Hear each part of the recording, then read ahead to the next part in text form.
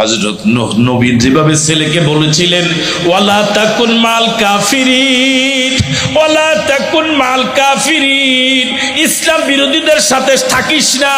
এই কথা উলামায়ে কেরাম দেশের লোকদেরকে বারবার বলেছে, যুগের পর যুগ বলেছে। আজও আমরা বলছি, যেই দলে গেলে, যেই মিছিলে গেলে আল্লাহু আকবার স্লোগান দেওয়া যাবে না, আমার আল্লাহর নাম নেওয়া যায় না, এই স্লোগানে কোনো মুসলমান সন্তান যেতে পারে না। যে দল কোরআনের আইন কায়েমের আন্দোলন করে না, এরকম দল মুসলমান করতে পারে না। যেই সমাবেশে গেলে নামাজের সময় নেতারাও নামাজ পড়ে না, কর্মীদেরকেও নামাজের সময় দেয় না, যেই সমাবেশে গেলে আমার আল্লাহর নাম নেওয়া যায় না, শুধু নেতার আদর্শ, নেত্রীর আদর্শ, আমার নবীর আদর্শের কথা বলা হয় না, এমন সমাবেশে মুসলমান যেতে পারে না। আজ আমাদের কথাগুলো খারাপ লাগতেও পারে, আপনাদের কারো কারো মেজাজ গরম হতেও পারে,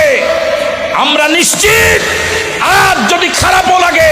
আমাদেরকে শত্রু যদি মনে হয়, যেদিন মাথার উপরে সূর্য এসে যাবে, পায়ের নিচের জমিন যেদিন তামা হয়ে যাবে, যেদিন উলঙ্গ হয়ে পৃথিবীর সব মানুষ হাসরের ময়দানে উঠবে, সেদিন বুঝবেন আমরা আপনার আপন ছিলাম, আমাদের কথাগুলোই সঠিক ছিল।